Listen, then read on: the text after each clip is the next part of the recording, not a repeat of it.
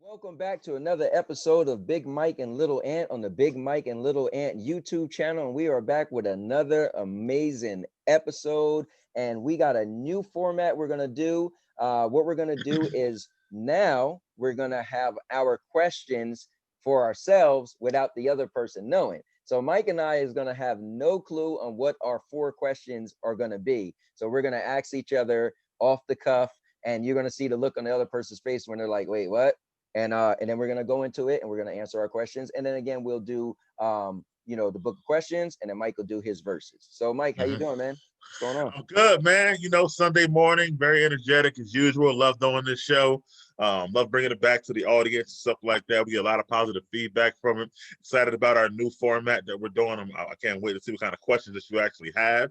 And, as always, we're going to be transparent. We're going to be real. And you're going to get a lot of different things on our show. And we're excited to have you guys. And please like, comment, and subscribe to our channel.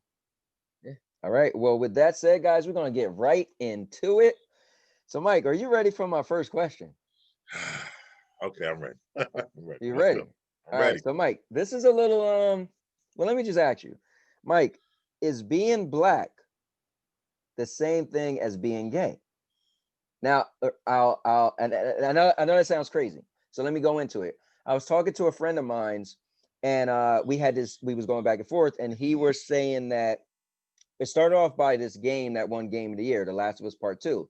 Now, a lot of people had issues with that game because they had a big one. The main character ended up being gay in the story, and so he was like, "Oh, he stopped playing the game. He couldn't deal with it." And I was like, "You stopped playing the game? Why?" And he was like, "Bro, they trying to force it on me." I said, "Well, I look at it like this: it's in the United States and it's legal, right? So I'm all about what's legal, what's not legal. It's not like you're in another country and it's not legal. So I said, if it's legal, don't you think gay people want to have gay characters?" And he was like, "What?" I was like, "Well," he was like, "No, because they're forcing them." I was like, "So don't you think black people want to have black characters in a movie or in a video game?" It's like, it's not the same thing. I said, "What do you mean?"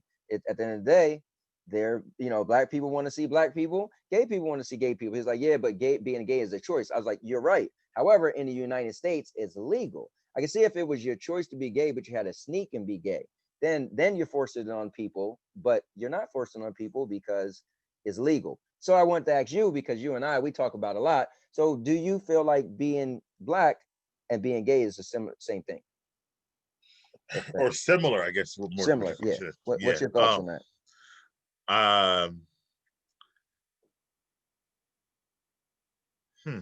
That's actually a tough question. That's a good question or whatever, because there's a thing about being gay, especially I'm gonna say over the last 15 to 20 years, where is that, are you born gay or do you become gay? Right. So we can move black out of it because you're just born black. Right. So it's nothing. That's just it. So really the question's about gay and whatnot. And it's weird. I don't think there's like a chromosome or some kind of a genial imbalance or DNA that would say this is like the gay gene, right? Quote unquote. But I also do think that a kid can develop a kid, like anything, right, can see what you like at a younger age. You can have a affinity for something.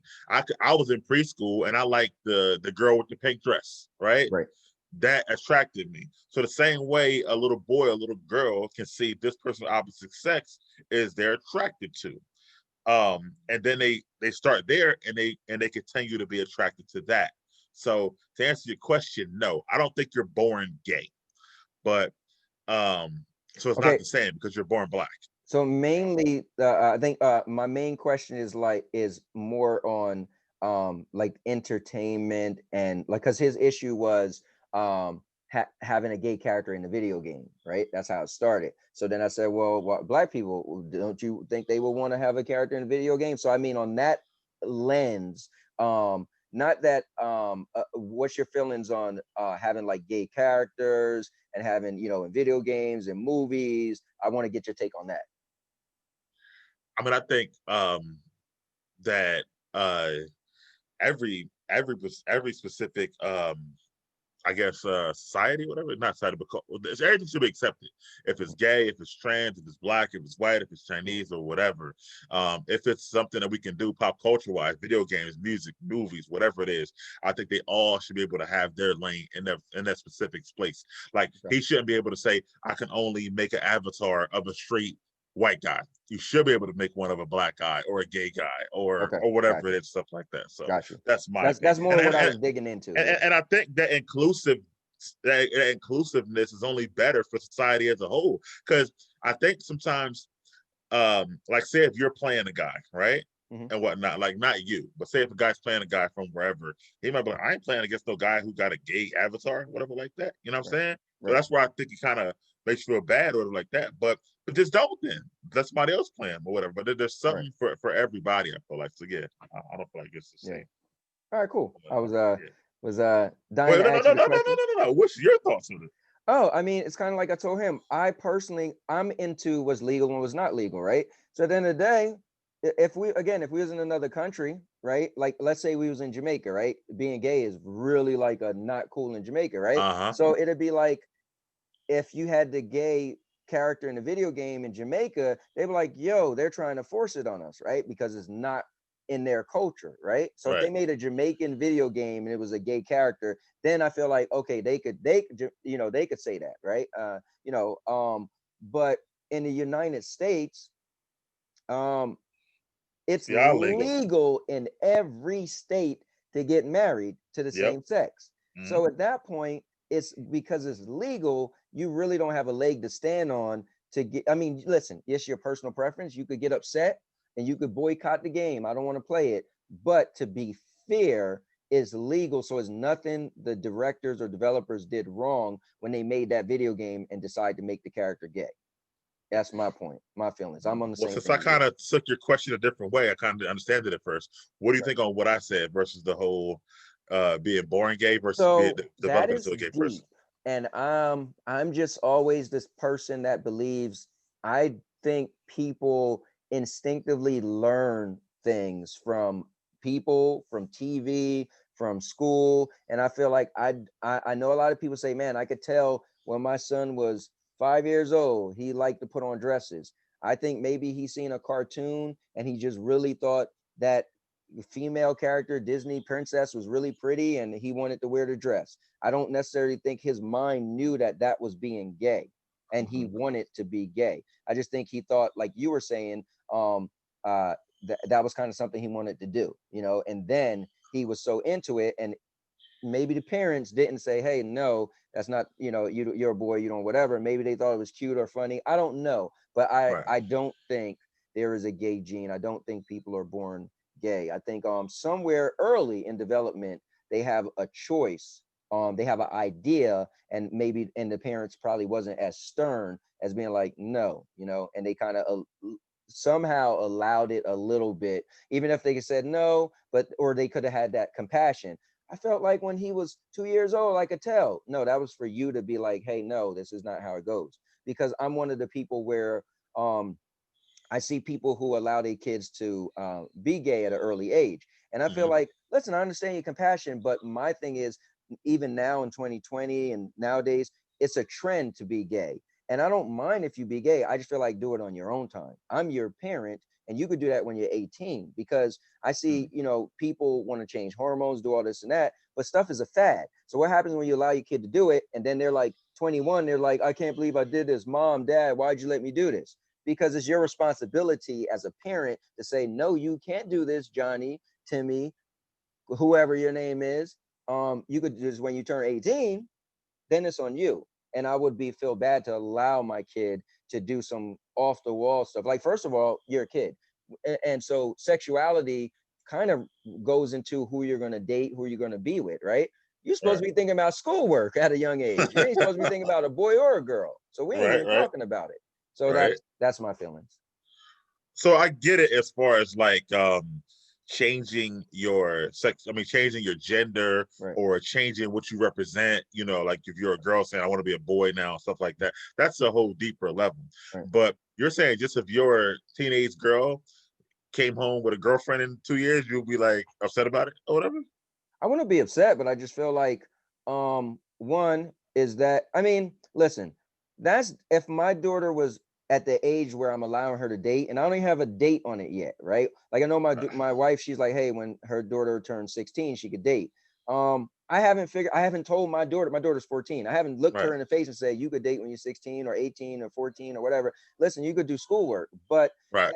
if she's at the age where I allow her to date and she want to date a girl, I'm fine. That's Okay. cool because I'm allowing you to date and I don't have a problem with it. Now you talking about could I get permission to change to get their I don't know, to change my sex Right. and all that stuff? Then no, that stuff is life lasting, right? That could last a lifetime. That stuff you need to make that decision on your own as an adult. Right. I'm Right. not gonna agree to that, and that's my problem when it comes to that. But yeah, if my daughter, let's say she's 17 years old, she's like, listen, I really like Lisa. And you just really like Lisa. You're almost 18. You know what I'm saying? Whatever. Right. Right. But yeah, Right. that I'm in no way, shape, or form am I against any of my kids being gay. That's on you, to be honest. But at a certain age, I'm the parent and I want you to be more focused into schoolwork, because certain stuff take kids off of things, right? So let's say she's gay and now she's getting ridiculed, which nowadays it's not that big of a deal, right? No. But let's just say you put that on yourself at a younger age. Now you can't focus in school. Same thing with being in a relationship with the opposite sex. You see younger kids getting relationships. Now they're not focused on school. They're getting in trouble or whatever. They got drama because the girl boyfriend is messing with some other girl. I just want to avoid that, period, right? But once you Gotcha. get to a certain age where I feel like you can handle a relationship and school, then more power to you. Gotcha. Okay. All right. That was interesting. All right. Cool. Yeah. Made that question really good. All right. So that was pretty deep. So I'm gonna lighten the mood a little bit. Okay. Whatnot. Cool. Because I have some lighter questions. So I don't know. You know what? Now that they're like, I'm going with my own, I could pick the order I want to give them to you now. That's pretty Yeah. cool too, as well, and whatnot. So Yeah. You could deviate from your plan. I know I can or whatever. Let's say, okay, what is your now? Listen to the question. Okay. What is your, because I like movies, right? I'm a movie guy or whatever. So, what is your favorite movie from your least favorite movie genre? So I heard this question the other day, and I was like, I thought it was a good question for Anthony, actually. Okay, so my least favorite genre is probably war movies. I'm not that into war movies. Like actually I'm not that into anything that's kind of older. Like I'm more of a futuristic. If me personally, I like sci-fi, like futuristic. If you're on Right. if you're in the future, I'm more into it. If you're in 1958, I'm kind of But I will say this: every time I watch a war movie, and it's way back in the day, I end up enjoying it, but I don't have the interest to watch it. Like recently, I think what was the movie 1942 or something? It was a Yeah. movie that Yeah. right. Yeah. So never seen it. I'm pretty sure I would have liked it, but I have no in. It just pushed me off a little bit because I don't like that genre movie. But Pearl Harbor was probably my favorite um favorite war movie, favorite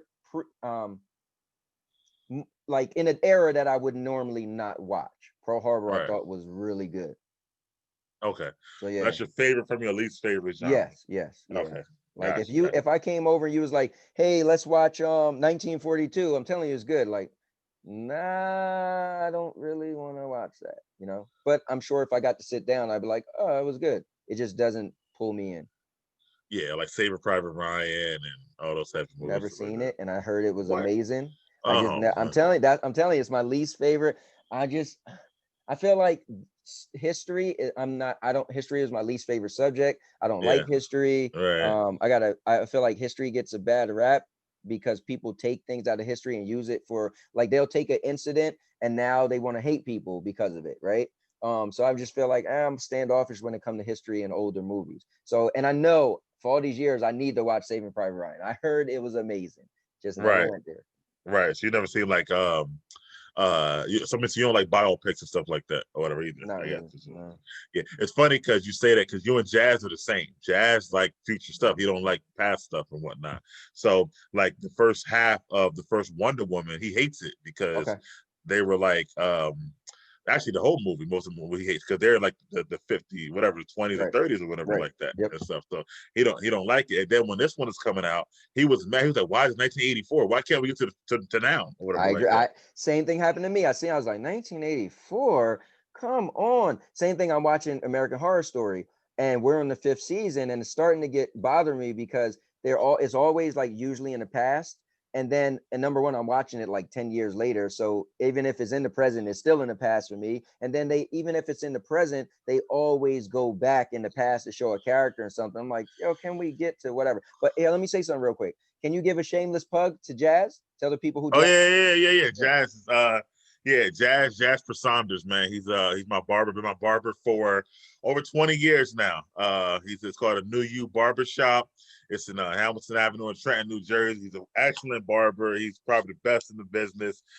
He's great conversations, great insight. He's like a mentor almost, man. He helped me. He helped raised me, I would say, almost, in a sense or whatnot. So and he's just a good guy overall, man. Like, I can tell you so many stories about things he's done for people, the community.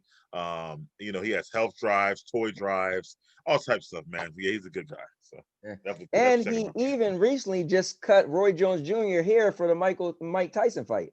Well, no, he didn't cut it for that fight, okay. Actually. But he cut his hair in the gotcha. past or whatever like that. But he didn't cut it for that fight. But Okay, he has gotcha. cut. He has cut Roy Jones' hair. He's cut Zab Judah, another boxer. He's cut his hair. I don't know if you know him or not, stuff like that. So yeah, he definitely has some people in there who you wouldn't expect.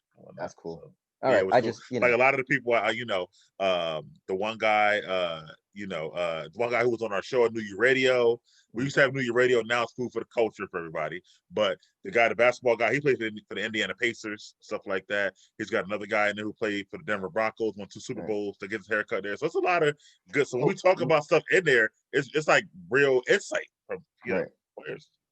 So long story short, this guy is the greatest barber in Trenton. People come to him. But to give him another credit is New You Radio is kind of what started your whole podcast and stuff. And that's how I kind of got into doing podcasts with you, because you guys made a New You Radio podcast, and then it transformed into what you do today. And then you and I end up doing our thing. So technically, Jazz is the godfather of it all, or whatever, because he brought me and Josh together, which it's crazy. It's like a tree. Yeah. but had not Josh and I been at the barbershop at the same time talking about a podcast, like a lot of stuff would have never happened. And you guys only met through the barbershop. Correct. Yeah, correct. Yeah. So he definitely, like, if we were to like spring off, Sandy and Anthony, Food for the Culture, Half Court Track, Jazz will be right here because he's like the godfather of it all. So. Yeah, it's true. Yeah. Now, I just definitely want to give him that plug because so. Yeah, and then we'll keep going with other stuff or whatever. So it's cool. I gotta answer the question, right? So my it's crazy because it always used to be horror growing up, but I sort of like it horror now. You know what I'm saying? So horror is different for me as a genre. Now this is a genre people don't think about all the time. Okay. But my least favorite genre is musicals, I would say. Because I'm not really into musicals and stuff like that. Or you didn't watch Sweeney Todd? Nope. You didn't watch okay. Got it. I just didn't know it. No. Yeah, but all the Disney movies are AKA musicals, right? Technic kind of. Well, no, I guess they're movies with song. Yeah, you're musicals as in the whole movie. People speak in song. I get you. Yeah. Yeah, for the most part. Yeah. Yeah. Like Sweeney Todd. Or Chicago, which I would say is my favorite movie, my least favorite genre. Chicago. I would say that, to put it like that. But like I said, man, if you ask Chris, our boy Chris, shout out to Chris. Like growing up, I hated horror, but now I'm into horror, so I can't really say that and whatnot. Over. I guess I got out of the whole being a kid and being actually scared and like watching it for a movie. I think it's pretty good movies, actually. You know what I'm saying? Yeah. So, what's funny is I'm not that into musicals either, but I would watch a musical before I watch a war movie or something like that from the And just for clarity, I love those movies, war movies, older movies, biopics. Oh man, I'm a history buff, I tell you. So, I know. So for me, like I told you, bro, like that guy, and I'm not gonna keep plugging him, but Wrestling with Regret, I love his channel, bro. I don't go a night without watching it because of what he does with wrestling history. I mean, like I said, he does stuff for right now, you know, whatever, but the history stuff is amazing to me. I've never seen a person with so much knowledge about the behind the scenes stuff or whatever. And it's so cool for him to fill in stuff that I didn't know. Like he'll tell you why. He'll tell you about an argument Vince McMahon had with somebody in the back. That's why the person was stripped of the title that you never knew, Right. or whatever. And you'll be like, oh, so that's why I was wondering why they lost the title that night. And they'll be like, well, yeah, he hit Vince McMahon's car by accident, and Vince got mad, and it's like, what? Like it's crazy. So You know what? So what's cool is I used to be like into stuff like that, but I got afraid of learning too much, and then it messes up my like. Okay, I'll watch a match. All right, so perfect example is one of my favorite wrestlers now is Baron Corbin, right? Okay. So Baron Corbin had won the Money in the Bank ladder match where you get the briefcase and you could cash in whenever. Well, behind the scenes on Twitter, he got in an argument with a Navy officer, a sergeant, and so he got in trouble, and so they end up making him lose. He was trying to cash in his thing and lost straight up to John Cena. And I was like, yo, man, but I get it. That was his punishment because Vince McMahon is good for that. He'll take something behind the scenes and he'll punish you on wrestling. And if you didn't know better, you'll just be like, oh man, that kind of wow, he's really the third person to not cash in the Money in the Bank. That's crazy, right? Because like 18 people cashed it in, 3 people didn't, right? And but when you figure out, you're like, oh wow, he was getting a big push, and then that happened. And so yeah, I know. So I can imagine how cool that is. You know? Oh man, and the thing about it is he was a manager himself, he was a wrestler himself, and he would be like in the lower scene, so he knows a lot. But the fact that he goes back and like I've never seen nobody like this or whatever, like you know what I mean, the fact that he'll go back and watch a pay-per-view or whatever, and then you know, say it's a match between, I don't know, Macho Man and Jake the Snake from a long time ago or whatever like that, which is whatever. He'll talk about the match, but then he'll talk about the build up to that match. Right. So like, you know, well, 2 months before, Jake the Snake did this, and then Macho Man did this. I'm like, yo, who has this much time? Whatever like that. So it's cool because like, it's helping you relive it, you know? Yeah, help me relive it and also understand certain things. I think especially from the standpoint of the time where like I was that small, like Macho Man type of deal, because I was just a kid cheering or whatever like that. So helping me learn a lot of stuff. So yeah, he's Wrestling with Regret, man. Like if you ever like wrestling, not even watch it now, ever like wrestling, follow his channel. Shameless plug. That's cool, man. Anyway, go ahead. Next question. So my second question is gonna be, man, let's just chop this up. The COVID vaccine being approved. It's so I know people who've already gotten the vaccine. Okay, really? Yeah. I don't want to say who or why. I don't want to. I got you. But I know somebody who already got it. They work in the healthcare field, so you know they're kind of able to get it first right now. And some of the person. Now let me say this real quick. So when I wrote this was like maybe 2 weeks ago.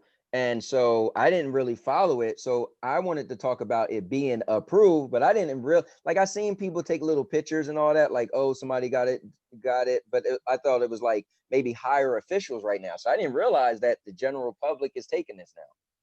Yeah, well, general public is taking it and they're giving it to like people in certain, like the older people, the more at risk, the healthcare workers, because we need them. So they figure if they get it, they need to get it first because we want them to get sick or whatever like that. So person I know who got it works in the healthcare field. I gotta ask my friend who works at in the healthcare field also. Wow. Yeah. Check it out. So hospitals are getting them first and things like that. So the person I spoke with didn't have any symptoms at all, but I have read cases of people who had it, and you know, at least 2 or 3 who've had some bad side effects. So I think it's very, very scary. I'm happy that there are several vaccines approved. If this is our quote unquote light at the end of the tunnel, I'm hoping so, you know, for many reasons and stuff like that. Now I do hear it'll take several months before it even can show some sort of effect, but it seems like that, and I still won't take it right now myself, don't get me wrong, or whatever. It's like, you know what I mean? That's just not what I would do. I'm more on building up my immune system, you know what I mean? And being healthy and stuff like that. So, and hopefully that's working for me. I've been taking time building up my immune system for the last 6-7 months. So Right, hopefully right. I'm good. But anyway, at the same time, I just hope this is the ray of light, the ray of hope for our Me country, too. for the world, and stuff like that. This thing is ridiculous, and it's bad, and there's so many devastating outcomes from it, as far as, like, you know, people losing their jobs, people dying. And you know what people don't talk about, bro? The most is that we don't talk about the kids who've lost a single mom or both parents to it, and they're orphans. You never hear about that on the news, Right. about how many orphans are being happening now at a young age because their parents are passing away within a week or two once Wow. they get COVID and stuff like that. And Yeah. then and I heard somebody about it, a story personally. I mean, not personally, but somebody who I know somebody who, like, the kid lost both parents, and now they're, like, in the system. You know what I mean? Going to foster care or whatever like that. Right. They had a Um, regular life, and then out of nowhere. Out of nowhere, within a week and a half or two, both parents gone. Crazy, and no other family members to take them and Right. whatnot. Like, that's devastating, bro. Like, can you imagine? So it's like, with sickness, it's like, you're sick, you're getting adjusted to it. Something might happen. They sick for years. You be preparing yourself, but this is Right. like boom, boom, boom. So I just feel like the vaccine. Going back to the vaccine, man. No, I don't trust it. It was very, very fast, because vaccines normally take a longer time. But what else do we got to point? That's how I feel like at Yeah, it. to be honest, I mean, me, full transparency, I worked at a market research company for 19 years. And man, I could tell you there's some medications, like real life stories that came out. And I'm sure if you guys watch this show, you probably heard me mention it. So I'm not going to go in great detail, but, stuff that I've seen where I was a research interviewer. So I talked to the doctors when the drug was still being approved, and then the drug got approved and FDA approved and actually on the market. And then 6 years later, I see the drug get pulled off the market that the doctors used to tell me that they won't rate the long-term side effects because it wasn't out long enough. It hasn't been tested long enough to even know what would happen in so many years. So for me, I've also already been the weird person that I don't want to go to the doctors unless I have to. So I'm definitely not taking it, but I'm very happy that it is being approved, or no, that it has been approved. So because I didn't realize it was like fully, approved. So like I said, when I wrote my question, it's like 2 weeks ago. But that's pretty cool. I always thought we would have a vaccine in like first quarter of 2021. So to see it being, last quarter 2020, I think that's pretty cool. So Yeah, we need something, because the only way, we're never gonna shut down, totally. I yep, realize that. yep, To all the people doing crazy preparation, it's never gonna happen. yep, Our First of all, our US won't. It's two things. One, the US won't do it because of the economy, and two, the people hmm won't listen. It doesn't matter. You know what I'm saying? Like, we don't have a society where we've ever been built to say, um, you know, we're going to listen to the government no matter what they say. It just don't work like that. right, And it's weird, because this has been eye opening to me. And I'm sorry to say it, about, like, we do have a very weak government and hmm whatnot. Like, we don't have a government. We have or whatever you want to say, officials or government in place where it's like, you guys do this, and we're like, all right, we'll do it. No, we're like, no, we're not doing that. Like that. So right, it's right. kind of, I mean, I know it's democracy and we voted for it and blah, blah, blah. But when times like this, you're like, man, I wish it was some way where we can get people to actually listen and wear their mask and wash their hands and not have these guys doing stuff like that. You know But what's hard is the United States is the land of the free.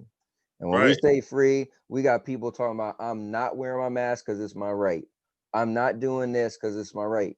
And so at the end of the day, when you come to the United States, or if you're born in the United States, you know that it's so free. Everything is so free, right? So people don't like to be forced. We feel we could do whatever we want as long as it's within our legal right. And right, so, there's people who go in the store and is going to argue wearing a mask in a pandemic. Like, right. why? But it's the United States. The second Yeah, point is we love money. The United States is capitalize on anything, right? You could look right, at our commercials. You could look at the movies we make. You could, the United States is built on capitalism and making money, right? So we'll never fully shut down because the government wants money, people want money, businesses want money. Like we're so money driven, you know, that money is the quote essential measuring stick of the United States. Who got the most money is the top person. You know, Yeah. everybody's growing up. You got kids going to college to just do a job that pays them a lot, right? They Yeah. don't even care. You know, it's that. So the United States, yeah, it's going to be rough for us to fully shut down. So we need this vaccine because more people are just going to keep dying if you leave it up to us wearing our mask and washing our hands. Because Yeah, you know what it is, and it's crazy because it's bad, but it's not bad enough for us to listen, right? Because right, people are, you know, a lot of people are still not getting it, or they're getting it in little. If it was like the actual movie Contagion, where like you was getting it and dying like you quick, drop dead, right? You got it and right, just bam. right, then it Yeah, would be a whole different story and right. whatnot. Nobody would leave their room, probably, let alone their house. But since people can still operate on a regular basis, Yeah, it's not bad enough for them to listen and stuff yeah. like that. I feel like so. And that's the issue. But great segue. With that being said, my next topic is our favorite New Jersey gym and whatnot. And Whew. had to bring this up, man, because now they're up to $1.5 million plus Wow. in fines. The guy dropped a video on IG last week where he held up papers saying how he's not going to stop. He's got so many fines. He doesn't care. And no, he's not going to emphasize the mask wearing either inside of his gym. At the end of the video, he dropped the paper and said, "Fuck Murphy." End the video on IG or whatever like that. So, what are your thoughts on this gym at this point, man? So you know what's cool is you and me been following this from the beginning. The Yeah, beginning. And yeah, I think at some point he probably would. I feel like in the beginning he probably never knew it would go this far. That's one. Two, he probably never even would have went this far. But people get hyped up. So what happened with him is he built a following. Remember, so many people had did a GoFundMe for him, and he raised so much money. So at this point, you're the hero, right? It's almost you almost have to follow through because one, the people who gave you all that money, they probably gonna turn on you, and you know now you don't put your foot in your mouth. So I bet he's like, at the end of the day, he got to ride this thing through because his gym members are coming in. Like, listen, you say we could do this, do that. You're the guy. I think it just turned super sideways into like, I almost can't believe it went this far. I would, if it was me, I'd be like, all right, you know, I done got a crazy fine, and then all these people gave me money so I could pay those fines. All right, I'm done, you know. But he just kept going, and I would like to know the psychological reason for him to keep going. Like, you're not gonna beat the government, dude. The government's gonna put a law in place, and that's it.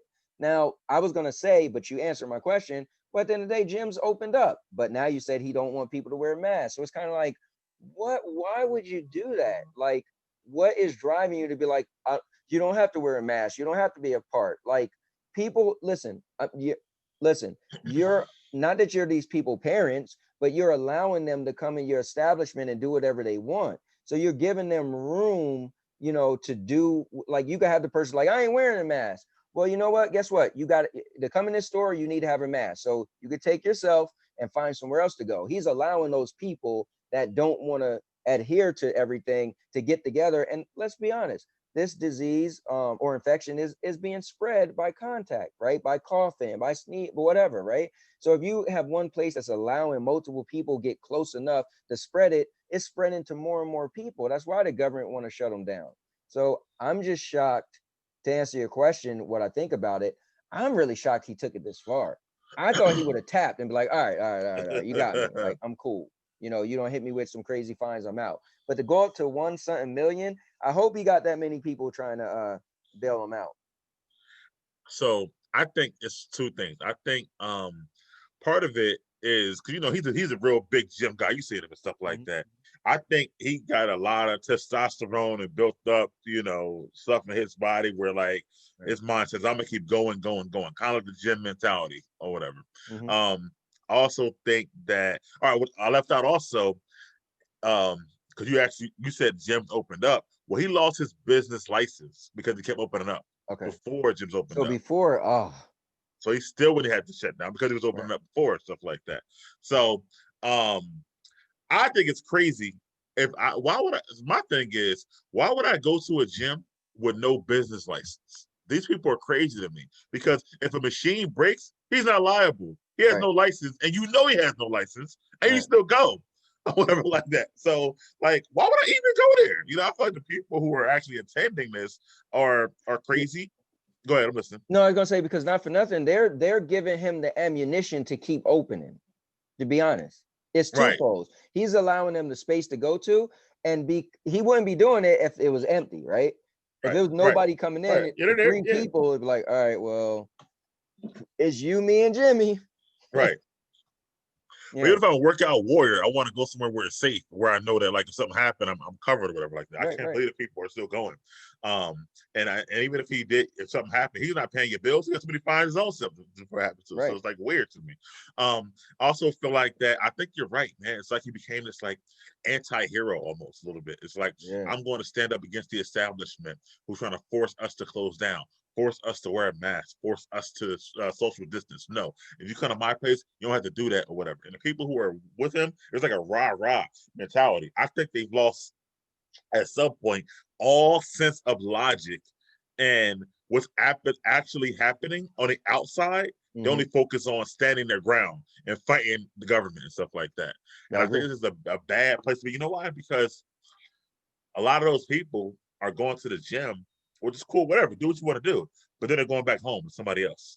Or then they're going to visit somebody else Right. who they could pass the virus to. That's Right. the problem. You're not isolated. You're not in a fucking underground bunker fighting against the government Right. amongst each other. You still go back home to somebody. So I feel like that's what I feel like is like the dumb part to me, you know? Now I could No. see if he was like, I was shocked when you just said he's not. People don't have to wear masks. I could see if he was like, listen, I took all the necessary steps, because even in the beginning he was like, he um he wanted to have more people than it was supposed to be and stuff like that. But I'm just shocked. Like he really is making it worse, for everybody. He's not, you know. At this point, he's realized that legally they can just keep saying, saying you're shut down, take my license, and find me. But I don't think they can go in there and like, take him kicking and screaming or whatever Well, like that. didn't he Actually, spend a couple days in jail too at one point? I think initially he Yeah, did. Yeah, they definitely arrested him, but yeah, I don't know if they can keep doing. I don't know what the legal aspect is right. on that or whatever like that. But I just feel like he's like, looking, man, I'm not paying these fines ever. I'm gonna keep opening up and do whatever I got to do. So I just feel like it's bad for the community that he's doing that and Mhm. that he's setting like, I guess, a bad example and whatnot. And not even talking about the people who are actually getting the virus, stuff like that. So it just to me is weird. I mean, I'm gonna keep following it because it's fascinating to me. Oh yeah. And also, other part is I think you're right. He became a celebrity almost. Like this story was on TMZ the other day Oh and whatnot. wow. So he's becoming like a New Jersey celebrity just by disobeying the governor, which is Oh crazy. yeah. He really can't stop now. No, he can't stop. Yeah. he Think can't. about it. Everybody's wanting their 15 minutes of fame, and this Right. is probably. I mean, he already owned the gym, but this took him. And not for nothing. It's like I say about Trump. I feel like Trump's gonna come out better on the other side. All he got to do is do a TV show, a book. People gonna eat it up. So you got this guy. We get a vaccine, COVID's gone. His gym's gonna be so popular. Yo, he's the guy. That's the gym. I want to go to that gym. He was the guy that wouldn't said no to the government. Yeah, it's weird. But you know what else happens, right? With fame, people start digging in your history. So it turns out this guy was a drunk driver, killed a teenage girl 2 years ago, Oh driving a car wow. or You and whatever. me would have never known that story if this didn't Never happen. known it. Yeah, That's what I'm saying. So yeah, they also dig in your history when you become famous, that is stuff true. like that, That is or true. whatever. So yeah, it was like I don't know why. I mean, I guess he had probation. I don't know what happened, but he killed a Right. teenage girl and he was drunk driving or whatever like that a couple years ago. Mm, So that's deep. it's so I'm sure people. It's funny because so I'm sure people like that family, whoever that girl was, they're Mhm. probably like even more upset he's doing this or whatever. Like, yo, this is the guy Right. who Oh killed my yeah. daughter. I ain't on TV on TMZ and stuff like that or whatever. Right. You know what I'm saying? So Wow. it's very unique. But anyway, what you got next, bro? So my third one, we're flowing pretty good too. This Yeah. is really cool. And I don't know if you heard about this, but I definitely I wanted to tell Josh about this, but I wanted to wait for our show. So it's All funny, right. but I like, our show to get some of the first stuff. But this is pretty cool. And somebody inboxed me with this. I don't know if you knew this, but Facebook is now paying Black gamers. So if you're a Black person and you play video games, you stream, Facebook is now paying you because there was a whole thing where they felt like there's a high percentage of the streamers who aren't Black. So they felt like there it was I don't want to say racism, but it's more geared towards non-Black people being gamers. Like it felt like, oh, Black people didn't succeed. If you look up the viewers and like, if you look up YouTubers, and well, we're gonna specifically talk about gamers, but you look up gamers, like there's just a high amount that's not Black. So Facebook, they had Facebook gaming. And it's funny, a couple of weeks ago or a month ago, Josh was like, oh, maybe you should do some gaming on Facebook. I'm like, I don't want to split my audience, right? But then a friend of mine's inboxed me and said, hey, look, check out this article. So I read the article and I was like, oh, wow. And Facebook want to do their part, put their stamp on, hey, we want to promote Black gamers. So if you stream on our channel through Facebook, we will actually pay you. So usually on YouTube, you have to, get your 1,000 subscribers, you got to do blah, blah, blah. But Facebook actually want to, I guess you got to go through a certain amount of things to qualify. But Facebook, if you're Black and you game stream, Facebook wants to pay you.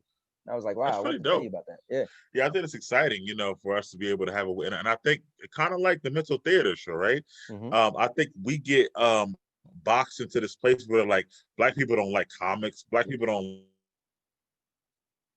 like Spider-Man or Star Wars, or Black people don't game and stuff like that. Well, we do the same things you guys do or whatever, right, like that. And we shouldn't be ridiculed for it or talked down to, and still given a platform to discuss it and right, stuff like that. There's one Black guy.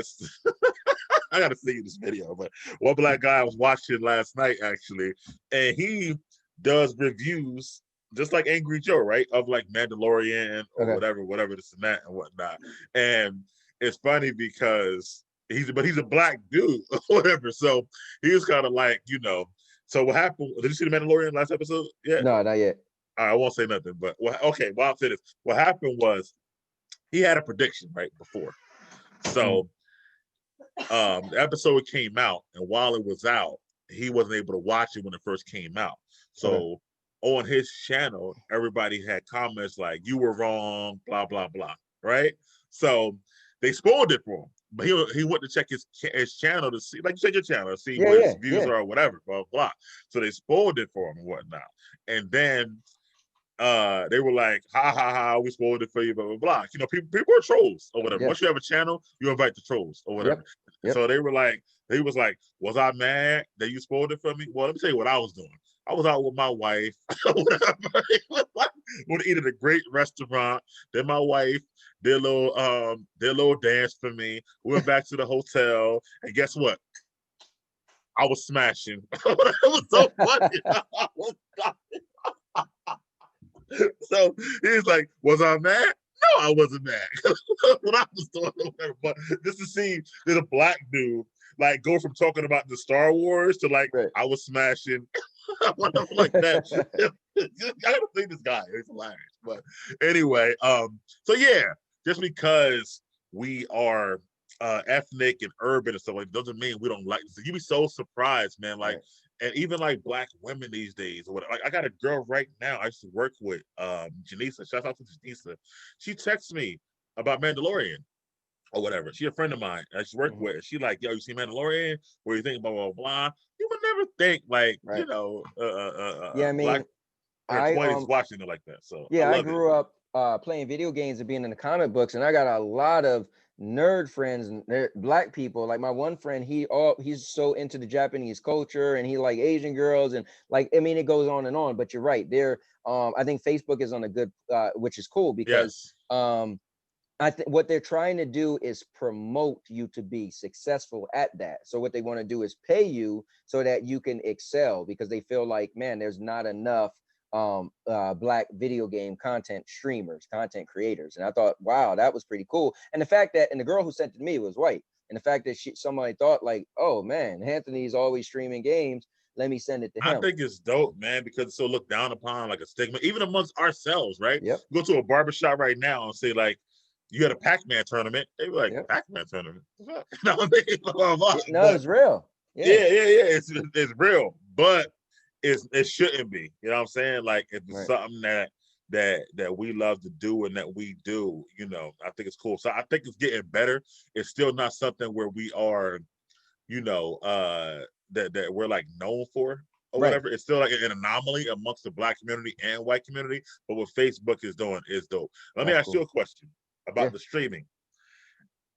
And this is good for you because you've been a gamer since Atari, right? Yes, sir. So did you ever think there would be a place where people would just watch people stream and not actually play, or did you No. think that? And you know what's funny? No, not really. And when it started becoming a thing, I thought it was the dumbest thing ever. My friend, I only started game streaming because a friend of mine talked me into it. He was like, dude, you should do it. And I was like, game stream? Because I used to host uh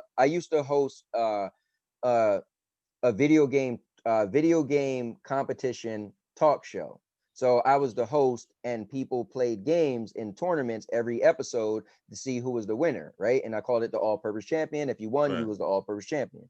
So when I stopped doing that, we made like, I don't know, 12, 13 episodes. Well, when that didn't end it, my friend was like, dude, you should do game stream. I was like, game stream, what do you mean? He was like, like play video games and people watch. I was like, play, dude, I did it was a tournament. That made sense. And I hosted it. I'm talking or whatever, right? I was like, but I don't watch people play games. To me, it's stupid. And he was like, dude, I'm telling you, it's pretty much what you was doing. I was like, no, no, no. What I was doing was hosting a show and then playing games as a competition. So I always looked down on it. I always thought like, who the hell's watching people? Like I would watch a video that would say like, oh, here's the news of a game, or hey, this is how you unlock a special weapon or something, but people just playing and watching. And now it's crazy that I do that, right? But I was saying to Sandy yesterday, we started our new series. My wife and I, we start streaming Resident Evil, and we're gonna do part 1, part 2, and part 3, all the remakes. And I was saying it was funny when we were streaming The Last of Us. One time I didn't realize the mic was in, and somebody wrote. No, I was on a phone call, so I took my mic out, and somebody wrote in the comments like, "This is dumb. How you gonna stream a game and not talk?" And I was like, "Wow, people really watch." But it's like I said before, people watch personalities. It really doesn't matter so much what you're streaming. At least you have to make it so people are watching you play a game. People don't go to watch the game and somebody's playing it. So that's the thing. I understand it's more of a person. Once I realize it's more of a personality, like why am I gonna watch somebody play a game I could play myself? But what I realize is people are watching the game because they're really just listening to that person talk and their personality. They are watching really for that person and not specifically the game. So when I realized that, I was like, okay, I'm cool with that because I love to entertain. I feel I'm a showman. I like to talk in front of people, and so my son said to me, uh, I know you like to do I don't know if I told you this, but he said, I know you like to do podcasts, and know you like to do shows, and you feel that's your thing. He's like, well, personally, out of everything you do, I think game streaming is your lane. I was like, what? I was like, listen, game streaming, I don't even care about game streaming. And matter of fact, this was right before I started creating the Stadia stuff. So I like the game stream, but it was like, me and my friends get on, we stream, didn't care about viewers, right? I'm more into like what you and me are doing. But my Mhm. son said, listen, knowing you like wrestling, your personality, you're all crazy. Like he said, that's your lane. People will watch you like, this guy's crazy, wearing a cowboy hat, whatever. And I was like, well, Stadia is getting more popular. So that's when I decided, let me not have my one show about gaming and do a Stadia show every night at 8 p.m. consistently, because it is getting more popular and people are gravitating to my personality. And now in the Stadia community, it's crazy. But like, if you see any person streaming a Stadia, right? A Stadia content, I guarantee if you see them, a big one, small one, right? The community is kind of small. I guarantee if you go on there and you say, and now your mama knows, somebody will be like, oh, you know him? Like it's become crazy. Like, or they're gonna say the gaming cowboy or all-purpose champ. Like I've become like this thing and it's growing. So let me do a little shameless plug real quick. But guys, you see that all-purpose champ Power Up Plus. I do every Wednesday night at 8 p.m. on my channel, and now your mama knows, which you can find in the description. And yesterday I hosted a Pac-Man Mega Tunnel Battle All-Purpose Championship, and I won, Mike. Because Just so you I know, wasn't in it. That's why. But you're right. anyway, You go ahead. was well. This game is different. You would have to practice Oh, this a okay. little bit. Yeah, it's Oh. yeah. To be fair, when I first started playing this game, I was like, wait, what? Yeah, because they take regular Pac-Man, they throw power-ups, they add extra stuff. Oh, okay. Yeah, it's little, yeah. But So how did Mr. Urban World do? so here's what was cool. He was the only person to win a round. So you had to win 5 matches. I won Yeah. 4 straight, and then the one I lost, he was the winner. And Oh, okay. then I won the very last one. And my boy who talked the most trash, Jose or Monkey Bones, whatever, he didn't Yeah. win any. So at the Wow. end, I was like, dude, he was like, all right, man, I guess man, you are pretty good in Pac-Man. I was like, bro, I told you I've been playing Pac-Man since Atari, ColecoVision. Like I watched my mom and my grandfather play it when I was a little But kid. bro, okay, you give your history, but I can't give my history. I'm playing You Pac-Man said you too. went to the corner store playing all the time, but Every day, bro. yeah, Like but for that was hours long. at a time. But you haven't played in forever, man. Okay. Like to be fair, me and Jose went to like we was arguing about this yesterday, right? We went to Dave and Buster's and I recorded it, right? So to be fair, we played so many matches, right? And he won. Well, first of all, Dave and Buster's sticks was a little messed up, but he Oh, won. To be fair, he was right. like, dude, you how you think you better than me? You won the last match. I said, bro, because once I got in my rhythm, it was clear that you wasn't going to stick with me, but it took me to play so much because I haven't played it forever. So I feel like, yeah, we could be great in Pac-Man, but you still got to play a little bit to To get your get there. rhythm, to I be got you. fair. Okay. So if you Yeah, want me to okay. play right now, and I've been playing Pac-Man like crazy, Yeah, if you yeah, play you right beat me. now and Yeah. then I beat you, that's not fair Yeah. for me to be like, I yeah, I got you. told you, Mike. You'd be like, bro, I ain't playing for how long? You know, that's Yeah, not that's true. fair. And that's why I was trying. He was like, oh, well, I was really good in the beginning. I was like, no, bro, you see the video. You was like, what? You was shocked on how I was dipping the ghost and all that. Like, let's be fair. But yeah. But I did. That's a true story. I love Pac-Man. But that's cool, I man. get I get your point. And honestly, I'm more of a okay, so this to get the well, okay, I want to put one thing to bed before I go Okay, to another thing cool, or cool. whatever. So with the streaming you were talking about, so do you watch or you don't really watch that much yourself? Other people So, you know what's cool? Now that I'm in the Stadia community, the reason why I said you could go on somebody's video and mention my name, because what I do is I go in everybody's stream and I chat with them, I talk with them. I realize what I would want somebody, excuse me, what I would want somebody to do for me, I do to like everybody. I jump in all the people that are known, I jump in all their streams. And I'm like, yo, what's going on? I ask really good questions. I try to add good content in their comments. The same thing with Sandy and Anthony show. I like when people come in. So I do it, and then people recognize. So people have learned who I am, and the fact that I'm on Stadia Source because they're real popular. But yeah, so I watch them play? No. Most of the time, I'm not really paying. I'm just listening to them.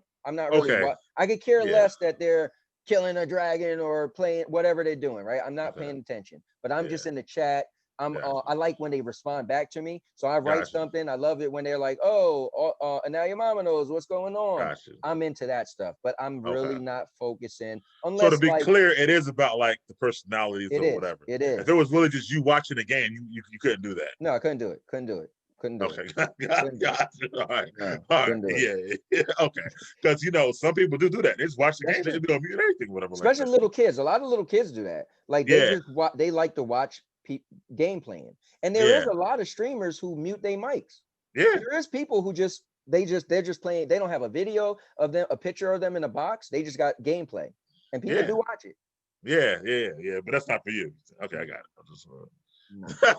like you probably hated being the guy to wait for the joystick if it was like your friends playing or whatever. For Like real, yeah. I'm like, bro, come on, come on, come on. I'm really that. competitive, so that's the thing. Like, I love like right now in Stadia community, it's cool because as I jumped into the community and learned who's who, everybody's all kumbaya, hold hands. And I'm the competitive gamer in the community. I'm the guy that's talking trash. I had one guy who's like, bro, you're good at everything. What? I'm beating people in Power Rangers. I'm beating people in a racing game. I'm beating people in shooting games and Pac-Man. Like my range is crazy because I love video games. I just don't stick to one thing.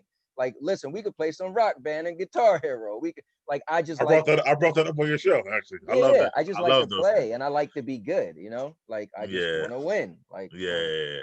So for me, I always like the store I went to. So they had the Pac-Man. They also had like the fighting games, and they had the racing. You need to sit out the sit down nice. car, you race or whatever Yeah. like that. So so that store was great or whatever by my house. So they had like they had the Neo Geo system. Yeah. They had Pac-Man, then they had the Neo Geo system. So they had like King of Fighters, Yeah. They had Samurai a Showdown. Samurai Showdown, yeah, all that stuff or whatever. Yeah. So so much money I spent at this store and whatnot. It'd be Which crazy. store was it? Because I grew up in Trenton, so I'm curious. It's called Manuel's. It was on Chambers Street. I grew up on East 6th Street. Oh wow, okay. This is right around the corner or whatever. So Okay. if you walk down down the hill, it's right there. So Okay. everybody would go there after school. But then, it was cool because everybody went there after school, but a lot of them were going like to West Trenton, North Trenton. But I lived right around the corner. So Right. if I had to, I was wait till everybody leave. I go right back or whatever, 4 or 5 o'clock, and now I'm there all night just playing or whatever like that. So I love joystick play. Like that's I would actually buy an arcade if I could afford it and put it in my house. Yeah, however, I'm terrible in fighting games with the stick. Like we would go to the arcades. The greatest thing was when they allowed you when Tekken, it was like Tekken 4 or Tekken 5, Dark Resurrection, they allowed you to bring a controller and plug it up. And I was like, oh my God, that was like the coolest thing because we would go play and I'd be like, listen, man, I'm gonna do good, but at the end of the day, nah, now Pac-Man, oh man, Yeah, Pac-Man much easier on the on the joystick or whatever like that. But yeah, fighting games, I would buy an arcade and I would probably have Marvel vs. Capcom or something like that. I love those games on the joystick or whatever. That was my thing or whatnot. So, but anyway, who's next? You're next. Yeah, sorry that I dragged this thing. We had a lot and that's why I like this show. We can have a topic that spawn into other stuff, but we're gonna answer that question, but we're gonna add a lot of a lot extra to it. I'm gonna read this question just like I wrote it. Okay. Even though you're a Scrooge now, stuff like that, which is accurate. Do you have I can go with the theme at a time. A favorite Christmas memory from either adult or childhood or from both? So yeah, I'm more of a giver. I don't like to be surprised as much, but I am addicted to surprising people, and that's probably why I'm not that into Christmas. Kids nowadays have took the fun out of it because they kind of like want to know too much, and they want to tell you, I want this, I want that, and like even if you don't I have know, to. I was going to say that. Even if you say, oh, well, but you already know the best thing they want, right? And so it's like, now you're going to feel bad if you don't get it, right? Like the element of surprise. I like doing really good surprise. Like, for instance, my wife, the answer, one of my favorite things is I paid attention. And when I got her eyebrows done, like when she first mentioned her eyebrows, I thought it was a joke at first. She was like, you know what? If I had the money, I probably would get this done. I was like, oh, wow, you would actually do that? She was like, yeah, I think I would. Maybe in the future, I'll probably do that. When she said that, I was like, and mind you, when we had that conversation, Christmas was like coming up soon, right? And quickly I was like, that's it. Matter of fact, you and me was working together. And I was looking all around trying to find out where could I get her eyebrows. And she loves it to this day. She said it was one of the best gifts. So that's a really good memory. And then I'll give a memory when I was a little kid. I had to be 9 or 10, which was cool. My mom got me a game that I didn't want, and I was mad. So I get the Christmas present I don't want. And to this day, this became one of my favorite games. So I love underdogs. I love stories where people don't like something and then it wow them, right? I was so mad. The game's called Guardian Legends. And I was like, oh my, I don't want no stupid space game. It's from Nintendo, right? Regular Nintendo. And I'm playing it. And it starts off, you think it's a space game, right? And you fly in like, okay, wow, it's a regular space game. When you beat the first level, your ship transforms into a little guy and you're walking around. It was the coolest thing that it's a space game, but you transform into a little character. And it's like you walking around shooting enemies and then you have missions where you transform into a ship. Coolest thing. And then the last one memory, my mom had bought me and my brothers Huffy mudslingers. There was bikes. And they used to have the little mud guards, so you could ride in the mud and it splash up and blocks off of it. I thought that was the coolest thing. Those three memories like come to mind instantly if you ask me about Christmas. I mean, I have some other ones where my kids was little, and even the other day my daughter was talking about the story. She was like, "Yeah, my dad used to love Christmas. He used to call it Santa's workshop." So I remember they would spend Christmas with their mom, and when they came to my house, one particular time, this was I'm going to say I got married in 2009. So this was probably like 2008, 2007, something like that. My kids was little and I lived with my friend in his attic, and the kids had to come all the way upstairs, and I had got everything they wanted. They had no clue. And I had this big table. I put everything on the table. I put a like a cloth over it, or a bed sheet, whatever. And so they came up, and I had toys everywhere, and I called it Santa's Workshop. And so they pulled the thing off, and I had got my son the elimination chamber. I got them just all this stuff, and they was just like, wow. And to this day, like I said, my daughter is 23 years old now. She was just talking about it the other day, telling my wife, like, my dad used to be into Christmas. But again, that's when you can go back to that, bro. I could, but the kids are different, man. The kids aren't the same. Again, it's different. The kids aren't the same like they used to be, you know? Right. So growing up, was your household like a Christmas household? Do you have like trees and decorations and stuff Yeah. like My that? mom was into Christmas. We did tree. We always had a tree. We always had, you couldn't come downstairs. You couldn't touch the presents, you know. You better not be looking and trying to figure out what you got. You ain't shaking no presents or nothing. You know, you might could take a candy cane off the tree, one or two, but that was it. So yeah, my mom kept it sacred. She was really into Christmas. She was into surprising us. We never knew what we was getting ever. I got a bunch of stories where I was mad as hell because my mom would be like, I would go to school telling my friends, yeah, my mom said I'm gonna get Jordans, and then she buy me, and never forget it, XJ900s. And I go to school with these Bobos, and everybody's laughing at me. Aunt, what happened to your Jordans? And my mom's That's like, oh, yeah, get hilarious. the hell out of here, they're sneakers. You know, so yeah. But why did you tell the kids you get the Jordans? You knew you were Tell me Jordans. about it. I don't know. That's hilarious. Anyway, all right. Maybe in my head, maybe looking back now, maybe I said I wanted them, and she was probably like, you never know, or something. In my memory, I remember in my memory, if you ask me, my mom Right. made me feel like I was really getting Jordan. So maybe Okay. she didn't. I would be fair as an adult Right. now. Nobody ever asked me that. If you always ask me, I always said, no, my mom, that's what she said. But now I got older. Maybe she didn't. Maybe she's like, we'll see. And I just went to school like, oh, yeah. So you set yourself up for failure, basically. Bro, I got laughed at so much. My mom was into buying cheap clothes. So Right. like I would always be like the dude, like, what is Aunt wearing? Like nowadays, what are those? That was me back in the Right. day. That's So that's why I hilarious, had to bro. be a clown, man. I had to like you, like we're both people that like we're witty. We like I had to Yep. be because people would try to get on me. It's like, all right, you're gonna get roasted. Like you got me on my shoes, but I had to come up with other stuff. Yes, that was me. Same thing. Not because of the shoes part. So I was a big kid, but yeah, same Yeah. thing, bro. But all right. So let me answer the question. The question that I asked was, do you have any favorite memories of Christmas between your childhood or adult? So for me, or both, even or whatever. So for me, I would say, as a child, um, I would say like I think I said on a previous show, when I grew up, it was like my dad had Thanksgiving and my mom had Christmas, Mm-hmm. so it was always split. So I actually hated Christmas as a child. Well, I had a Wow. love-hate relationship with Christmas. I loved it because most of the time my mom did make sure I had everything I wanted. So I would come downstairs and have all the toys, and it was great and stuff like that. Here's the issue. My mom has always been a giver, and we have a very large family. And Trenton alone is probably 75, 80 people, right? Yeah, like Mhm. in my family. So my mom would buy stuff from my aunts, my uncles, my grandmother, my cousins, whoever. So it was Christmas Day. So what would happen was I only had a certain amount of time to open my stuff. Then I got to get dressed so we can go out and give other stuff away. So I could never play with my stuff on Christmas. So I Right. had a love-hate relationship with it. It kind of sucked. So, after I opened my stuff, and had my little moment. It was like, all right, go take a shower, get dressed, pack the car out with the gifts, we can go give them out, stuff like that. So by the time we get back home from all the different stops, it'd be like 9, 10 o'clock at night. So I kind of had a love hate because the next day I'd be like, yo, did you play that game yet? No, I ain't played it yet. I got it though. But I ain't got the chance to play it yet. So I think that made me upset. But I did always get everything I wanted. I can't deny that. It was great. But I did hate the fact that I would go to other people's house and watch my cousins play with their stuff, but I would at my house playing with my own stuff or whatever like that. So Wow. I'll say that.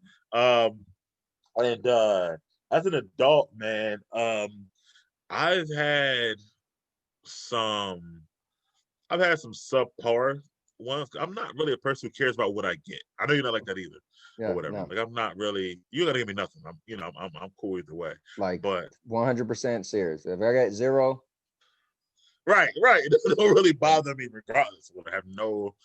So I think I'm like you, more of the giving. is what I'm thinking. Sometimes of a good one where I either got to receive one. Probably had to be, I guess, like with an ex-girlfriend some years ago. I Mm. think that they got me some Kobe Bryant. Yeah, it was Kobe. It was a Laker hoodie with Kobe Bryant on the back of it, and then it was also another hoodie that said "World's Greatest Boyfriend," and on the back it had. I used to always say "Shake and Bake" from Talladega Nights. Okay. So she had put on there "Shake and Bake," and that was cool. I thought, and then there was a couple other things that I really really wanted and stuff. And I thought these are like small gifts. That's me. I'm Right. not like the person who was like, I gotta have a $500 PlayStation 5, whatever, like that. You know what I'm saying? Right. So Yeah, because I was gonna ask you side question. What's the most because you remember the most expensive gift you got? ever got in my life, Mhm. like received, huh, what's the most expensive gift I ever got? I guess probably as a kid, I would say like, PlayStation 2 or something, I mean, or one or Okay, something gotcha. like that, or whatever. And I probably got a combination, PlayStation, some Snickers, some Timberland boots or Right. whatever. Huge Christmas. As an adult though, um, I'm trying to think, bro. I never got anything. What about you for Christmas? My yeah, the thing that stands out is my ex-wife, we was just boyfriend and girlfriend for a little over a month. Or no, in my memory, I think we wasn't even a month yet. And she had bought me the PlayStation 3 when it first came out, and it was $5.99. And she got me an extra controller and 2 games. So that That was was like Christmas time. crazy. Yeah, that was for Christmas. That's what she got me for Right, Christmas. And that was right. crazy for her to get me. I was just like, damn, that was super expensive. So it was like everybody was like, bro, you gotta keep her. She's a keeper. It was Well, hilarious. see Guess how that what? turned She out. ain't here today, so I guess that wasn't true. So gifts so don't you matter. so you used her for a PlayStation and then I get rid of listen. Here's what was cool. It was a surprise. So not like her. what I'm Right, saying. right, right, right, right, right. What did you I was get her gonna. that Christmas, by the way? Just curious. I can't even remember. Definitely didn't compare to that. I just knew her. Like, yeah, I'm not spending all this money. Like that goes back to you guys the splurging question Yeah, you yeah, guys yeah, had yeah. on Poetic Charm. So Right, she splurged on me. right. Must have put it down. But anyway, what's your next question? All right, cool. So my next question, or should I say my Last last question. question, is what do you think your life, and this comes from my wife. So, I needed a last question, and I was like, Sandy, I need a question. And she got me this question. So she does help out a lot on my side. Uh, what do you think your life will be like in 10 years from now? So first I said to her, like 10 years is kind of stupid, but Mm, 10 years is cool because it's not that far away that you would really, really know, kind of, sort of. And it's not right. that close that you should. It's kind of like, all right, man, like 20 years, you could come up with some, well, and 5 years, okay, but 10 years is like, uh-huh, huh, 10 years, I don't know. So what do you think your life's going to be like in 10 years, Mike? 10 years from now, Mm-hmm. I would be, if it was from today, I would be 46 years old at that time and whatnot. Okay. So, not too far from your age right now, right? So, Right, 10 right. years from now, I would plan on um, being an actual homeowner and stuff. Mm-hmm. Definitely. I would expect to be married again at that point, 100%. Um, I would expect to be more not more, I guess more settled into my actual life, like on an everyday routine, Right. like Yes. not having challenges with money problems, Mm-hmm. just being able to say, look, I'm going on this vacation, I'm going here, I'm doing this, whatever, like Mm-hmm. that. Just like settle and what I'm doing in life, and just being as healthy as I could possibly be. Mm-hmm. I don't think I'm not a person who like I need to be comfortable. And that's where I expect to Yep. be in 10 years. Like I don't need to be rich. Never wanted to be rich, ever. Stuff like that. So I just want to be able to be comfortable, do what I need. You know why? Because I don't need a lot to make me happy. So Mm-hmm. for that reason, I don't need to be rich because it's not like I need a lot, to make me happy. So I feel like in 10 years that's what I really, really expect my life to be at, and just a very, very settled, comfortable place where I'm on a regular routine, enjoying life, Mm-hmm. having fun, do all I need to do, and not having any real stress. So I look at you, at 44, Mm-hmm. and the one thing I do notice about you is that you don't have any like stresses or No, whatever. man. You know what I'm saying? You Uh, you gotta just live life and take it every day. But it's not yeah. like you are like having. I haven't heard of one time in the last year and a Oh, half now of knowing you, yeah, right? we've been, Almost. yeah, know each other, Yeah, yeah. yeah. But you having like this huge like, man, I'm stressed. I don't know what to Mhm. do, blah, blah. Even with the whole situation with the job, even then, I never heard you say Right. like have a panic mode, I guess, like that. So No. that's where I want to be, I guess. Yeah, you know what's cool is the same thing you're saying I want to be. So it's no secret that I'm planning on moving to Florida when my daughter graduates high school, which would be in 4 years. I always throw an extra year in there to say, well, who knows what's going to happen with selling my house. I mean, obviously it's not going to take a year to sell a home, but who knows, right? So typically it takes about a month or two to a normal time, a month or two to sell a home. But I bought a short sale. My house was a short sale that took 5 months. I don't think I'm gonna be short selling my house. But yeah, so but I think the same thing as you. I love to be comfortable. Once upon a time, I wanted to be rich. I did aspire to be that when I was super into network marketing. But you know what's cool is when I wanted something so bad, and then I got a more modest life because I got super into church. And then I was like, okay, I gave up wanting to be rich and do network marketing and make all this money to just wanting to be the happy guy. And what I learned from all the stress I did have being a young parent, getting married at 18, is man, I'm so anti-stress. So some people are like, oh, I know you're stressing. Like, oh, that's a dirty word to me. I don't ever want to tie. And I go into it, I go into thinking of stressing ahead of time, right? I go into like, whoa, that might be stressful. Like all the people that's like, I want to be the boss, I want to be the owner, and I want to be the manager. Yeah, Mhm. not me. Because guess what? You have to, what other people aren't doing what they're supposed to be doing, it makes you look bad and you got to be accountable for it. It's like being a parent. Yeah, all your kids doing crazy stuff, getting in trouble in school, it comes back on you. That's end up being stressful. So my life now is like I got a 14-year-old. She's the only, when everybody asks me, are you stressing? The only thing I can say I can stress about is my daughter trying to get her grades together and her Right, attitude. right, So yeah, so for me, 10 years from now, I want to do exactly what you said. I just want to be living in Florida. I want to be comfortable. You and me, we both said we had a book of questions where we both answered you know, what do you look forward to most, being successful, blah blah blah. And we both said comfortability, security is what we said. And yeah, good. I want to be secure. You know, 10 years from now, I want to be living in Florida. I'm kind of anti owning a home. So, but my wife wants to, but we kind of decided maybe we'll rent a home. So, but I just want to be living in Florida. I want to be in a nice home. I want to, we plan on having wave runners, live, at least no farther than 40 minutes from the beach. And yeah, I want to be like you, man. I don't need to be rich. I every now and then, like, hey, let's go on a trip. You know, we won't have kids. In 10 years from now, we won't, hopefully we don't have kids living with us, period. But 10 Right. years from now, even if they'll be adults, so they'll come and go as they please, like my daughter who's 23 and my son who's 22, they come and go as they please. They life don't stop of our life. And yeah, man, I want to just be happy, enjoy life, still be married to the same woman I'm married to now, and just, just like you. I literally, you're like, what you want is what I want. Yeah, I feel like that, and I realized as I got to a certain age what I need to be Yep. happy. Yes. It just doesn't like honestly. I could be okay, like just going to see a good movie and coming home. Like I don't need a lot of, you know what I'm saying. So it's Yeah. like I, it's I got that, excited by you just saying go see a movie because I'm dying to go see another movie. You know what I'm saying? Like that'll be yeah, the highlight of my week. Man, I went to the movie. yes, and You know I'm what I'm saying? excited about that. So for Yeah. me, I don't need that type of.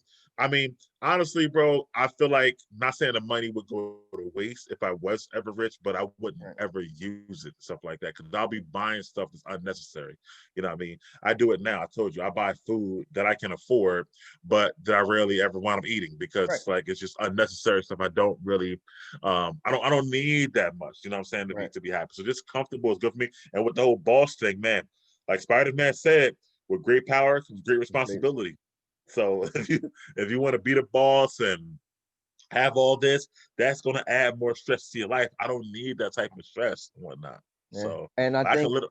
Go ahead. no, sorry to cut you off, but I think people, like, if you ask certain people this question in 10 years, they can be like, oh, I want to be, I want to own my own business, this and that. And those things are good. But I take a quote from Fist of North Star, which is my favorite animated movie. But power without perception is useless and therefore holds no true value. So some people just want these big things, but power without perception is Right. useless. You know what I'm saying? So people want this stuff, but where's your perception? Because it's gonna come with a lot. Like you said, we were talking about, the gym owner and stuff like this stuff comes with extra stuff. All of a sudden now people found out he had, killed somebody in his past, right? So it's Right. like you have to start thinking like me and stress. I plan out things that might be stressful, and I'm like, nope, ain't doing that. Because as soon as I Right. realize, you know what, it might no, then I don't want to be a part of it. I'm cool. I'm good. Yeah, and think about you. Let's say you start owning a business. That's gonna take time away from your streaming, from the stuff you like to do on a regular basis or whatever. Because no way you can do all of it or whatever like that. So it's like, yeah, that's cool, but the things I really like to do, I can't do anymore. Right. Stuff like that, and that's what I don't want to do. So, I just want to be comfortable, And bro. We're and on the same page. to be fair, some people do things for status. To be fair, some Yes. people, if they had an opportunity to be like here's the most modest thing I could say. The job that I got hired for, my brother was like, you'll be really good at this, right? So, but they made it clear there's only one person they need for that position, and they already got one person. Well, the CEO liked me so much, he made the position a two-person position, opened it up for me. So when COVID happened, they had to let me go. So when I came back, they asked me to do a different position.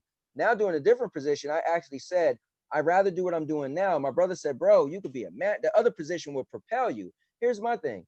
First of all, I'm moving to Florida. My job isn't in Florida.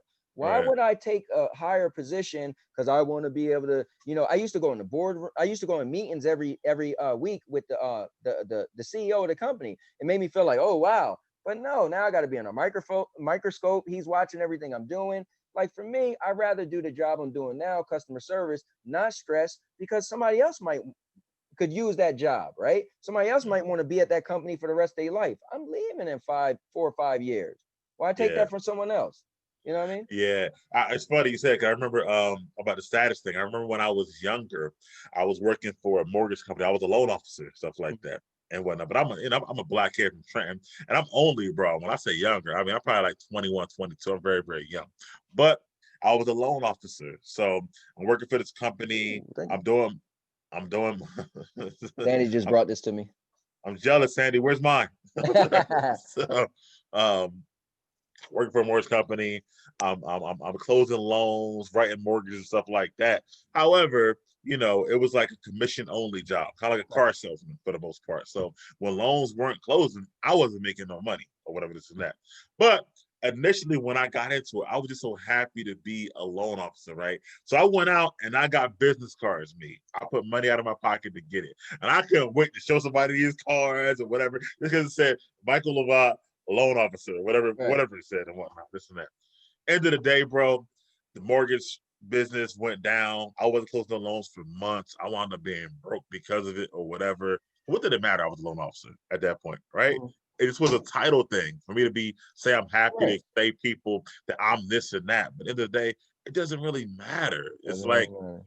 yeah, it's like it make me happy, to make me comfortable. No, none of that stuff. So what did business cards really do for me at the time? You know what I'm saying? So I learned at that time the status doesn't matter. Status, title, whatever you want to call it. It's all about what makes you happy, what makes you comfortable, and what makes you okay with your life, Yep. stuff like that. So I that's how I agree. look at it. So all right, and it's my last question now. Yes, sir. Oh, okay. So I kept the holiday thing going because we're on a holiday track. Okay. So have you ever made New Year's resolutions? And if you did, was there one that you ever actually stuck to? Yeah, so I used to do this over and over. I got a bad habit. So I started working out when I was 14 years old for two reasons. My uncle Al used to come over, and my brother's father had a weight bench in the basement, and my uncle Al used to come over and he used to work out. So I wanted to work out with him, but mainly because I was a huge fan of Jean-Claude Van Damme, and I thought he was like in super shape, and I wanted to be like Jean-Claude Van Damme. So funny story. So I've always worked out since I was 14. I was way more into working out the older I got and more secure in life. Like, I'm happy, I'm married, whatever, blah, blah, blah. But I would not care as much and then fall off and then want to get back into it. So I would always have my New Year's resolution where I'm like, okay, starting January 1st, I'm going to start working out. And I always had leading up to my birthday. So my birthday is April 13th. So I had 4 months to get back into shape. And so I got a couple videos. I actually got a series where it was called like get back into shape for my birthday. And I did it like January 1st, or maybe it was February, whatever I did it was for a couple of months, and I recorded like every week or month or whatever I did up to my birthday, and I showed my results. So, and I did it, you know. So yeah, I would say that's one of my, like, because I never, like, it wasn't like I smoked cigarettes and I said, oh, my resolution, I'm gonna quit, or I was always pretty much the good guy for the most part. And I was always pretty much in a relationship. So I think my only thing I could really think of that I really, really wanted to do was probably just get back into shape. And that was probably like, you know, my later years. Okay. Are That's you the, doing it? Are you doing it this year? no, not really. I mean, I kind of stopped making resolutions. Okay. Because as I got older, I kind of had, like, to be fair, like even somebody getting me a gift, I got everything I want. I buy what I want, like, and I'm low maintenance, so it feel Yeah. like you're not gonna wow me by like, oh, look what you know. So even me, I feel like is like I could be like, oh, well, my resolution, I'm gonna get a new car. I already leased the vehicle, it's brand new. Like, Bro, there's it's tough, bro. I'm the gift card king when somebody asks me what I want. Cause I'm like, yo, they're like, what do you want? I'm like, I don't really. it take you longer to think about what you want than Right. yeah. It really does. It's like, yo, what you really? I really kind of got it. Because for me, I'm like, if I wanted it, I would already had it. You know what I'm saying? Right. Like, I Now, would. here's what works for me because I'm a gamer. Every now and then it'll work where they'll come out with a game like in April. And my Mhm. like Mortal Kombat for some reason always comes out in April. So my wife, like the last year, she got me Mortal Kombat for my birthday in April or Yeah. 2 years ago when it came out. But other than that, that's like the perfect time. And if, oh, Christmas is coming up and a game, like I think God of War came out in January one time. So she ended up pre-ordering it for me. I was like, oh, well, you could just get me God of War, you know. Yeah. But other So than that, now what I do is I kind of just like hold off. So there are things I might want, but I won't buy it to see if I get it for my birthday or Christmas or whatever. right. And then if I Gotcha. don't get it, then I'll buy it. But really, I could have bought it. You know what I mean? But I'm just Yeah. give Right. you opportunity. You know what I mean? To be Right. able to buy something for me or something like that. That makes So sense. Yeah. yeah, that's what I kind of do. So it kind of hurts me because I'm like, yeah, I really want this shit bad, but I'm gonna wait and see if I And get it first or whatever. And Sandy said, see, Mike, my struggle is real. Her trying yeah, to yeah, get me a gift. Yeah, Mike's the same way though. He said he's the same way. And Mike said, where's his food? Guys, we gotta go out to eat dinner. We gotta get together. yeah. Yeah, I'm down. Let's do it, man. Yeah. We got to find, Yeah, we'll find somewhere to go. But yeah, definitely. yeah, we've been checking out some different restaurants here and there. So yeah, that'd be cool. And we gotta go axe throwing too. Whenever you want to do that, so whenever Well, get a which chance. one? I said we still got to go axe throwing too at some point. Remember I asked Oh you guys yeah, about that? Yeah, yeah, yeah, yeah. So for me, man, I mean, what you yeah. say? She said we gotta go to Reading Terminal. Well, are they even open? Oh wait. Yeah, okay. Yeah. When they open, well, Yeah, when they open. Yeah. yeah, keep me posted. So for me, so I was a big resolution guy, Mhm. regular stuff, losing weight, saving money, whatever, this and that. But it's weird. Once I really got into the church, Mhm. where my church has like a January fast that they do, or Okay. whatever. It's not the Daniel fast. That's different. It's a January fast. And it's literally pick one thing and Mhm. give it up for the entire 30 days. Right. Mhm. So that kind of really like got me into it. So one year, a couple years ago, I gave up soda, and I loved soda and stuff Right. like that, and I gave it up. Like I said, no, I won't do it. So it was perfect for me because I actually didn't drink soda for the whole 30 days. I drank water. And of course, in the beginning, it was like, all right, I drink water. So it was like I was drinking it and kind of like reluctantly, you know what I mean? Like, oh, I Mhm. gotta have something to drink or whatever. But as the weeks passed by, I used so by the time the 30th day come, I was like, this is good. So I stopped soda completely. Wow. So I never brought it back after that, stuff like that. So that 30 days got me off the soda, and now you see me every show. I'm doing is drinking Right. water. So I it's like amazing that. So they always say 30 days creates a habit. yeah. So it was just sticking to that church thing for that 30 days to Yeah. keep me having a habit. Go ahead. You Yeah, said something? so 21 days. It says 21 Oh, days is how 21. you, Okay. yeah, 21 days how you break a habit. And you know what's cool is we did a fast. So when I was going to the church, we did a soda thing and I stopped drinking soda for a little bit, but I was addicted to soda and it was cool to break my I have to have it. I still started drinking soda again. But here's what's a really cool story.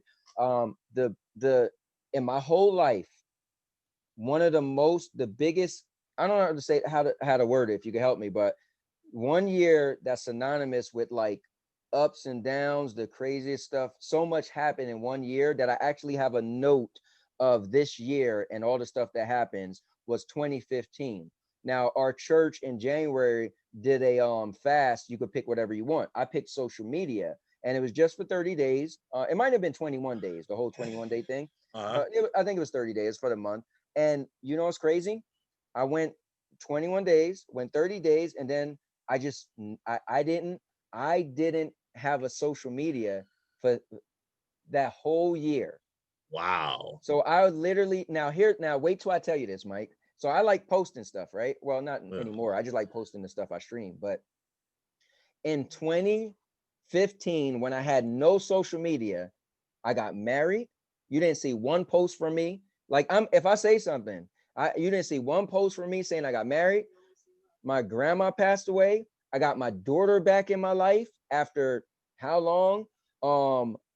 It was crazy. My not that I would have posted this, but my ex-wife got married. Like all this crazy, like so much stuff happened in 2015, but I was doing my fast, and at that point it was my own fast where I was like, I'm gonna go a year. I guess at the time I didn't know how long I really wanted to go. I just was going, and I just was like, I'm at least doing a year. We'll see what happens. So yeah, it's that well, that's crazy, the whole thing, especially because I'm sure Sandy was still on social that media. was cool. So Sandy posted about our wedding and stuff like that. Yeah. But but it's, you know what's funny, at my church in January, some people do that social media fast. It is so hard for them, bro. They stress, they want to do it so fast. A lot of them break, like they can't do the whole 30 days. So it's good to see how strong where you can actually do it and whatnot. And to You know what me, though? huh? I was gonna say it was good though. Like I felt more relieved because it was less drama, less. The only thing I missed from social media, to be honest, is it reminded me of people's birthdays. That was always cool because I forget certain people's birthdays. But other than that, so even now, social media, I really like, even we're friends with social media. I really make a stat. I just use it as like advertisement for the stuff I do.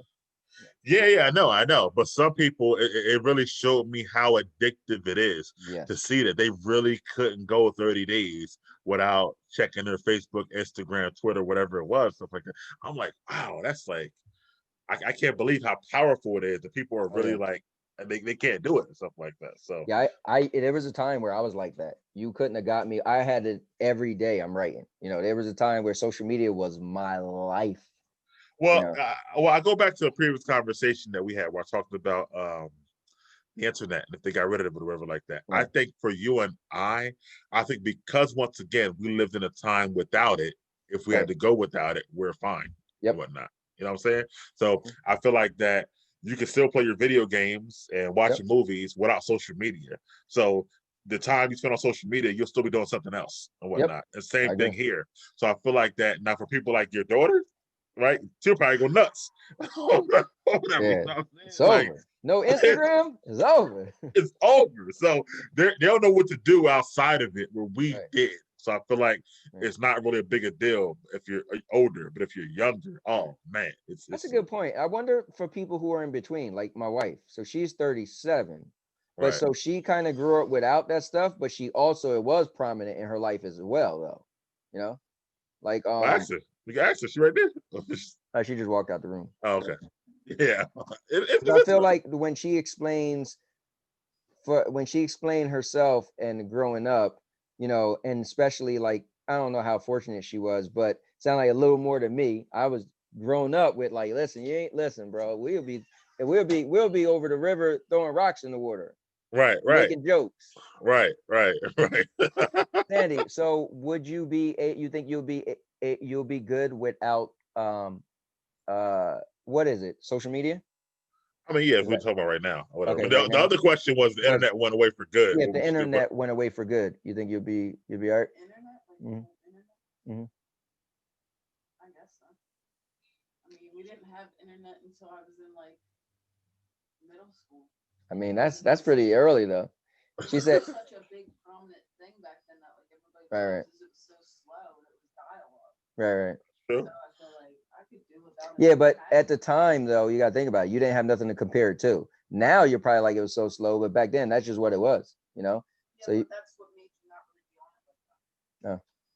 I could see. I skipped all. I missed all of that, but you know, Yeah, but you I did. know when Yeah. people who were into all the chats and all that, like it was cool. Like they was like, oh, like you just knew it took that long, like whatever. I don't know. I Yeah. But just got skipped in the bookstore because I actually liked it. So that's cool. I wouldn't care if I didn't have it. And I guess I would just go back to reading books and playing games on the TV or my phone. Like Super Nintendo was my thing back then. Fair enough. That's pretty good. All right, you up to the Book of questions, man. So guys, we yeah. got through our questions, Yeah. or 4 each, and now I'm gonna give Mike the choice to pick between 1 or 217, and I'm gonna read Yeah. a hypothetical question for him out of the book of Yeah. questions. See, so I did the other night. Right? I left the show while you were doing it because Yeah, I didn't want to, you know, right. hear the questions or answers while I was on there to pick that question. So I said, you know what, this will mess up our show if I know what they're picking. So I'm gonna wait and just come Right. on back or whatever. So I didn't hear any of that, by the way. I left and came back on that show, so which is good. But I'm gonna go with let's go with 30. Let's go with 30. Never picked 30 before. Okay, so 30 sounds good to me. All right, so 30 is, would you rather be given $10,000 for your own use or $100,000 to give anonymously to a stranger? What? And then it says, what if you could keep $1 million or give away $20 million? Hold on, wait a minute, that's not a million. What if you could give a, oh yeah, it is. Okay, cool. So I guess it's saying that it's what it's trying to do is figure out, would you be more into giving away money to somebody you personally know, or would you, and it'd be a good amount versus a large amount to somebody you don't know, or would you keep a good amount, or you could give away 20 times that amount to somebody you don't know? That's a weird one, I would say. Yeah, I can give that nobody I don't know or whatever. Right. $10,000. Like that's just not even a hard question. I don't think. No, read it again. Maybe I missed something. Okay. Whatever. I'll read it word for Yeah. word. All right. Would you rather be given $10,000 for your own use, Okay. or $100,000 to give anonymously to a stranger? Oh, I'm definitely keeping the money. That's not even Okay. hard. I'm gonna go with And then, another one because I don't like that one. But go ahead. and then they even up the stakes with, what if you could keep $1 million or give away $20 million? I'm keeping $1 million. Like, all right. I'm with you. Like, Yeah. well, I think it's still a good question because there's some people like I'm that selfish that if you gave me the choice, I don't even know the people Right. anonymously. So I I'm need gonna more keep it. context. Like, right? If this a family who's been struggling and No, starving for that's the years. thing. Well, yeah, a family you wouldn't know though, So it's either way. I mean, you could pick anonymously. So you could be like, hey, you seen a news story, and oh man, I feel so bad for the kid who both parents died with COVID. Right. Pretty much, would you keep would you keep $10,000 or would you give that kid $100,000? Pretty much that's what it comes down to. Yeah. Now, if I had to add context to it and think about, different types of kids, Right. and I get to pick, I might give away the money, but I think, I might give away the money, honestly, but for some reason, I feel like the kid would give me back 10,000 with 100,000, whatever like that. But if they didn't, they didn't. That'd be cool. Yeah. Me personally, so I don't need a lot, but I would love, like, if somehow I was able to get money, and I would, because by the time I go to Florida, if I didn't pay off all my credit cards and my credit debt by then, when we sell our house, because by the time we sell our house, it might work out in our favor. We might be getting like 100 grand or something like that, right? So because I have my house for so long and where the market is going, so long as the market keep going up and what I owe, by then we might be able to sell and have a good lump sum of money, right? Yeah. I'm gonna pay off all my credit debt. So if somehow I was able to get money or give away more money, selfishly, I think I'm just going to take the money, to be honest, because I would love to have no debt right now. It'd be cool if all the credit cards debt I have and my car, it is what it is, because the car isn't revolving credit. So that's what I like, right? So that's what I don't like. So revolving credit, your credit cards, if you pay it off but don't close the card, At some point, you're going to use it again. And then Mhm. here we go again. A home, a credit, a home, a car, they have an end date, right? You're Mhm. going to pay so much and they're going to be gone. So if I had the choice to get extra money, selfishly, I'm probably going to take the money because I know if I had extra money right now, there's not a thing I could think of. Oh, I want to buy that. I want to buy that. But I would pay my credit off. You know what I'm saying? Okay. So, All right, that's cool. All right, well, want to make a good question. yeah, yeah. All right. Now do I do 2 or 1? What was Two. it? Yep. Oh, 2. All right. I'm gonna stay with 30. Stay where you at. I'm gonna go with 35. Oh, wow. Okay. Yeah. Man, my favorite question never gets picked. I have a Don't certain say what it question. is. I won't. Yeah. But I have a certain question that's my favorite question. And all these shows, all these questions, no one ever picks it. It drives me crazy. But Wow. would you give up half of what you now own for a pill that would permanently change you so that 1 hour of sleep each day would fully refresh you? Yes. Definitely. Yeah, because that I mean, we talked about it before. Another question I think like that. I mean, obviously, it would give you more time to do more, but also I will feel so just the fully refreshed part is good because right now I might get 6 hours not fully refreshed or 10 hours. So and I'll be fully refreshed every day. I would give up half of what I have because I feel like I can accumulate that and the more time that I have, back and do even more and stuff like that. So yeah, I definitely would 100%. Not even a question. How about you? Yeah, I'm with you, man. You and I were very similar. I think you could ask us 100 questions. We're probably gonna answer like 90 of them the same. But Right. yeah, I'm with you. I think I already get very little sleep and I run off very little sleep. So I Mhm. just think about it, man. If I would give up half of what I own because I would get it back and then Right. some with Right. the ability to do more, whether I had Right. another job or Right. I just put out more content Right. or I was Right. hustling something, Right. And think about it. It's only 1 hour. You're fully refreshed, which means I can take a nap midday if I feel tired or whatever. Right. Take a little nap real quick. Come back like, woo, all right, let's go. You Right. know what I Yeah. mean? Like that would be beautiful or whatnot. Yeah. Or for anything, it's just to have that pill, just think about it or whatever like that. Like you could be like, your wife wants you to have sex. You're like, I'm really tired. Look, give me an hour though. Yeah. Give me hours on. Right. And then we going to the movies, and then we gonna go Right. bowling, Right. whatever Right. you want. Right. She probably So can't keep up. She be like, all right, hold on. I need a so nap. Take your right, nap, because right. now I'm doing content while you doing your nap. I don't need to take a Right, nap. right. So I feel like just to have that pill with me would be great. But I'll Yeah. move on. They gotta go in a second. So versus questions. I have 14 right now. You can pick 1 through 14. Okay. I got rid of the last one, so they're Okay. all where they should be. So Okay. pick a number. Man, I don't know why I'm gonna do this, but give me number 9. I don't pick number 9 for like 3 weeks in a row. Okay. Well, it's new. It's new. So here's your verses. Okay. Let's see what I'm saying. Nosy neighbors versus noisy neighbors. So That's good. yeah, I thought so. It's a So play on it words. might go to when I was younger, we couldn't stand this. What is her name? Oh, I feel so bad because I don't remember her name now. Obviously, she passed away. It was an older lady, and we lived at the last house on the street in West Trenton, and she lived like 3 houses up. And man, she paid it. We was little kids. She was nosy. She had the curtains open. She told your mom everything you did, you little kid. So I always grew up like I'm anti nosy. I'm so bad. If you was like, man, my day is really bad, I'd be like, oh man, I hope you're all right. You'll be probably thinking like, yo, you didn't want to ask me what's wrong with me. Like, I just feel like I'm anti-nosy. My friend got in a car accident the other day, put pictures up, right? And I said, man, I hope you're doing good. I wasn't like, oh, how did that happen? Where was it at? Like, I'm so nosy stuff. But as an adult, so I just wanted to give context why I make this answer. But as an adult, having a house, it's cool because my neighbors, you see the way my house is, we got separation, we got space.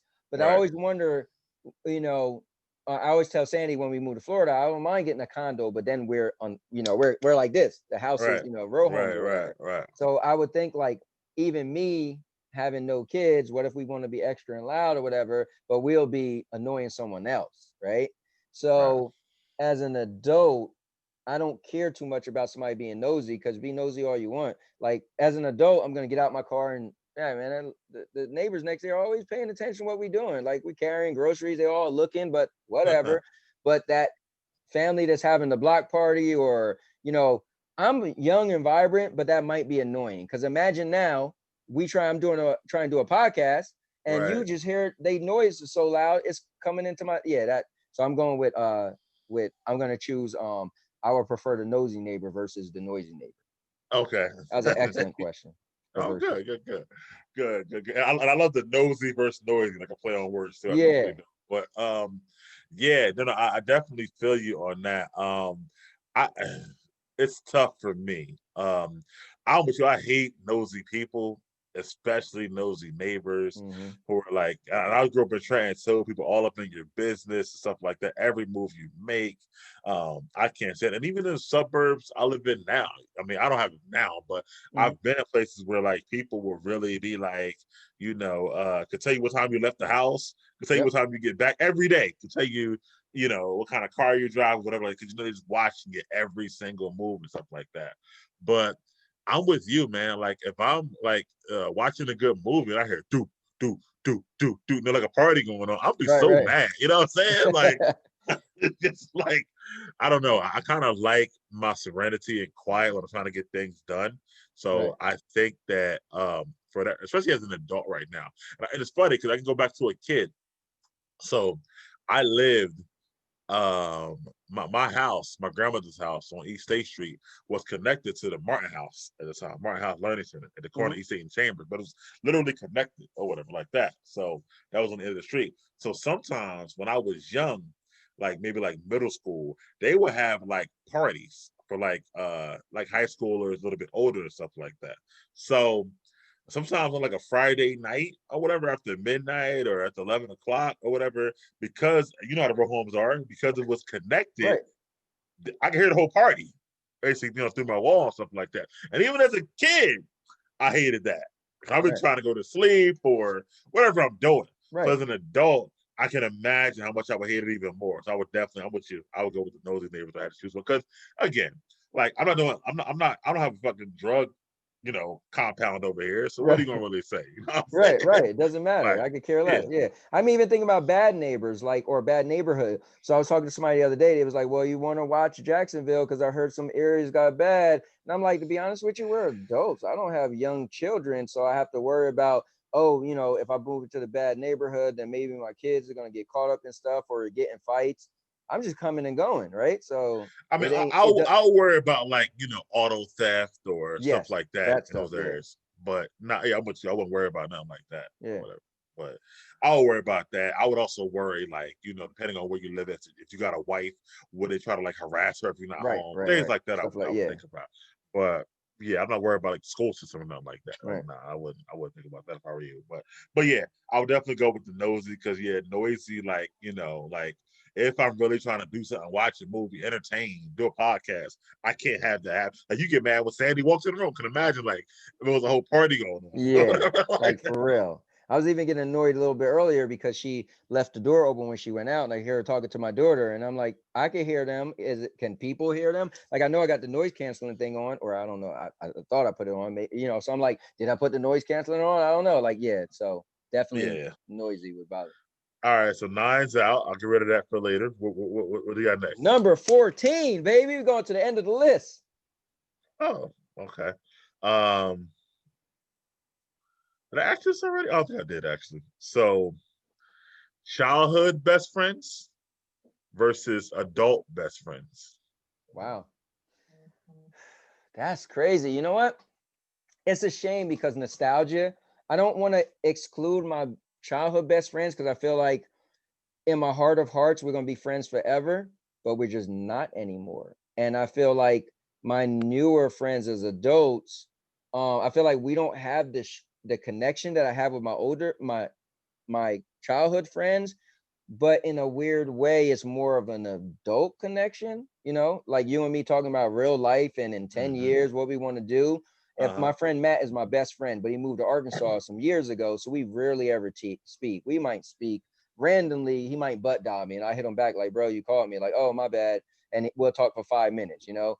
And it feels weird even talking, you know what I'm saying? But yeah, I can't compare friends now to when I was young, the kids I had when I was younger, because we lived a life, like we had adventures and stories, but that was then and this is now. I'm an adult, you know what I'm saying? So it's like, So the question more is, so did you have better experience and more fun with your childhood best friends or adult best friends? oh yeah, when I was childhood, because I had more of imagination. I was doing stuff that I would never do now. I was getting into stuff that I would never get into now. I was vicarious. You know, I feel like and when you think of childhood stuff, I think of one movie. Just think of the Goonies.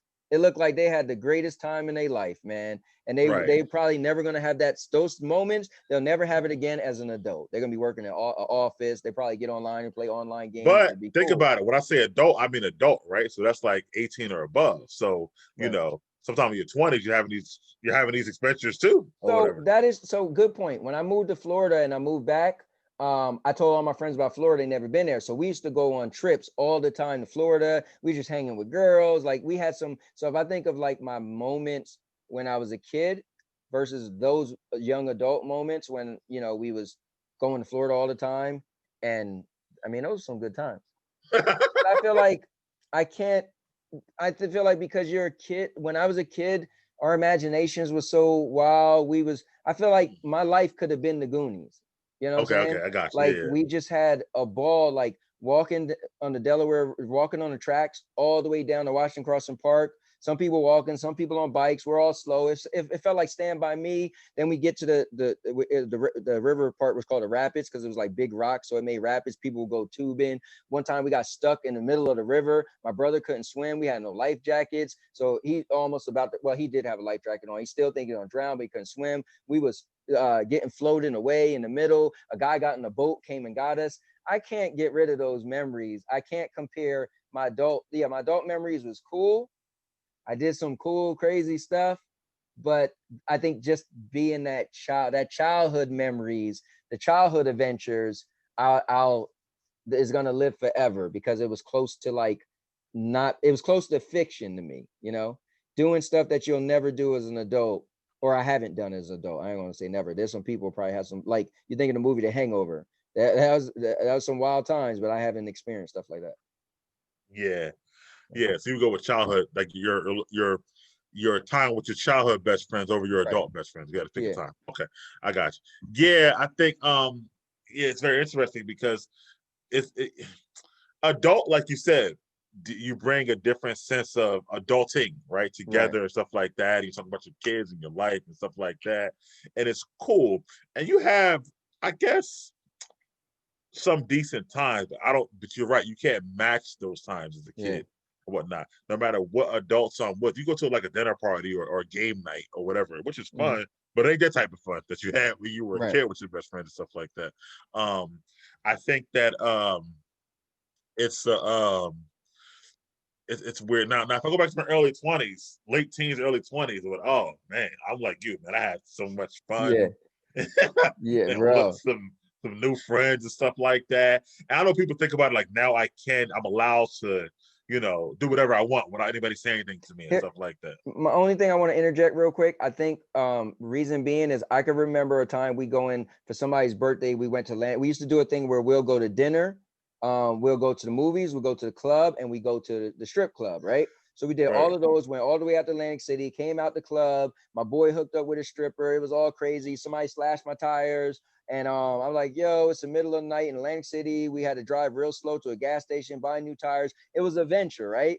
But in the morning, I still had to go to work or whatever. With a kid, bro, it's Right. just an adventure. You don't got no responsibilities. Yeah. It's just you just got to make sure you don't get a beating when you come home. But you just you threw everything out the window and just said balls to the wall, And as adults, we could do that, but then responsibilities got to kick in, and it's like, all right, we can get crazy, but we can't get too crazy. And I think that's why, Yeah, you know what? You make a good point. Yeah, it's always a limit because responsibilities got to kick in and whatnot. And also, everybody's responsibilities are not equal as an adult. Where they're equal as a kid. We all are free as a kid. But as an adult, this guy might have kids already. This guy might have a wife already. This guy might not. So I mean, a lot of times you all can't be on the same page as an adult. Whereas a kid, you pretty much are and whatnot. So yeah, that's actually a good point. And you got to think, as an adult, mostly everybody hanging got a job, and the person who don't probably can't hang because he ain't got no money. Right. So it's like everybody got to go back to work at some point, you know? Yeah. So you can't just be like going for a whole weekend, like, yo, we just gonna wild out. Like, nah, eventually, you know. Right. You know what? I'm gonna go with you. I'm gonna go with the childhood, man. I had some fun. It's tough because, you know, like I said, those early 20s were so fun. But you're right; they always came to an end. Got to go to work on Monday. Got to do this and that. Blah blah blah blah. So and you got to think the early 20s. We could think of moments that was like you said, it's gonna end, and then you probably got to plan that out months away, a year later. If we're gonna whatever, a kid, you can be like, we doing it tomorrow. You know, you was able, your extensions was able to go on and on and on. But for an adult, you're like, listen, that was a really good weekend I had. I met these chicks. We was hanging. We went on a vacation. I probably ain't gonna be doing that again for a long time. You know. Yeah, no, I agree. Yeah, I'm with you. I'm gonna go with childhood, bro. Man. So, yeah. All right. Well, look, that's the show. This was awesome. Mike, close us out, man. Yeah, I got you, bro. Yeah, that was our show. It was actually episode 21 of Big Mike and Little Ant, and we're excited to keep it on moving and stuff like that. Love to bring you content on our channel. Keep an eye out for Half Court Traps coming back this week. The basketball season started back up. Beyond the Trenches, of course, every week. We're going to find something soon that we can watch and review together, actually, because we definitely got to bring that back, and that's one of our bread and butters too. So yes, it is. We got to really think about it. We're gonna find some. If you have any suggestions, please do for us to watch and review together. You know what? It'll probably be Wonder Woman. Actually, we thought about that. Yeah, we're going to review. We're going to do a spoiler. What's it called? Spoiler discussion. Spoiler discussion on our channel for Wonder Woman 1984. We'll give them what? We'll give y'all a little bit of time, but no, it's going to be a spoiler discussion. So it's going to, we talking about the whole thing. So yeah, so that'll be the next thing coming up for our channel. This has been a wonderful show, like he said. A lot of topics, a lot of fun stuff. We appreciate you watching. Again, like, comment, and subscribe, and we'll see you guys next time. All right. I'm Big Mike. Little Ant. Out.